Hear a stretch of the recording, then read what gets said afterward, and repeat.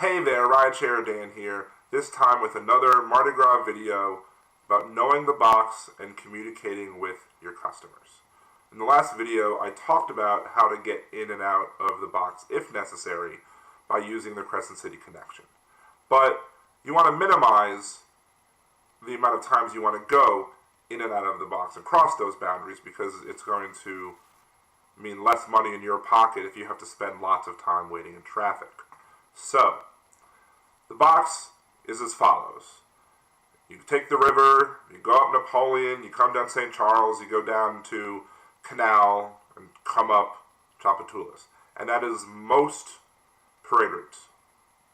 And if you get a call, if you're outside of that box, and you get a call from inside the box, you want to make sure to communicate with your customers quickly to be able to handle the situation properly. So, let's say you have a call from this location. You want to call them and say, look, I cannot cross St. Charles. It is blocked, and the best place for me to be able to pick you up is going to be on the other side of St. Charles, and maybe 1 or 2 blocks up. Tell them which street, whatever it is at that point, maybe Cronolette, maybe Baronne. You want to make sure that you communicate with them and know where they're going, because it's possible they might be going somewhere inside the box. Now, Uber is pretty good about not allowing those cross-parade route hails, but they've been known to make mistakes, and Lyft last year at least did not have that functionality. So you want to make sure to be in contact with them quickly to make sure that you are going to be the driver that's going to be able to give them the ride that they need to get. And especially on Lyft, if they're going to go to someplace also that is inside that box, and it's going to be difficult for you to get them from point A to point B, you might want to request that they cancel and re-request and hope to get a driver that is inside the box. Now, they might balk at this because they don't want to pay cancellation fees, but this is why I'm saying you need to contact them immediately, because the earlier that they cancel the ride request from you, the likelihood is that they're not going to get charged a cancellation fee. And if you're doing Lyft and you're trying to go for any of the bonuses that require an acceptance rate of higher than 90%, you want to make sure that they are the ones that cancel, because if you cancel before it becomes time for a no-show, you are going to have your acceptance rate hurt. So, again, you have to make sure you're in communication with your customers, make sure that you're going to be able to get them to the place that's the easiest to pick them up, and make sure that you're then not having to recross the parade route boundaries, the box boundaries. Now, let's say you get a call from here, like somewhere on Tchoupitoulas in the CBD. In this sort of situation, it becomes a little harder for them to be able to cross. They have to walk a little further to get outside, and they're in the CBD, and maybe at this point, you can't necessarily tell them to walk any distance because it's going to be much more difficult for them to get to you.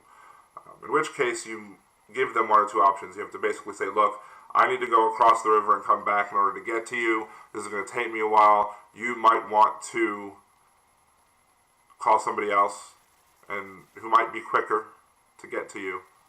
And again, just maintain that communication. Let them know that if they feel that it's necessary or it's better for them to be able to cancel that ride, that if they do so now, that they're not going to get charged a cancellation fee. And just let them know that maybe the next driver they get might be inside the box and might be more capable of getting them. Now, one tactic I did use 2 Mardi Gras ago, when Lyft wasn't around at the time, but I did use this one tactic 2 Mardi Gras ago, is I situated myself inside the box. That way, I was getting all of the rides that were coming from inside the box, and I was just shuttling people back and forth, uptown, downtown, uptown, downtown. And I'm sure there were plenty of other people who were doing this, and it was pretty good money. So, that's another tip there, is that if you want to set yourself inside the box so you don't necessarily have to get called from outside the box to inside the box, it might be a decent way to make some decent money while other people are working, the other people who work in the outside the box. There's money to be made all around, so it really doesn't matter where you station yourself, but it is a decent tactic to try to be able to get those people who want to go places within the box boundaries. Anyway, so that's the tips. Basically, you want to make sure to know your box boundaries, know where to tell your passengers to go, and at the end of the day, you want to make sure that you communicate with them so that you can have the most efficient pickups possible and waste as little time possible fighting traffic so you can spend more time giving rides and getting the next ride. Remember, please subscribe to the channel. Follow me at Twitter, RideshareDan, and also RideshareDan on Facebook.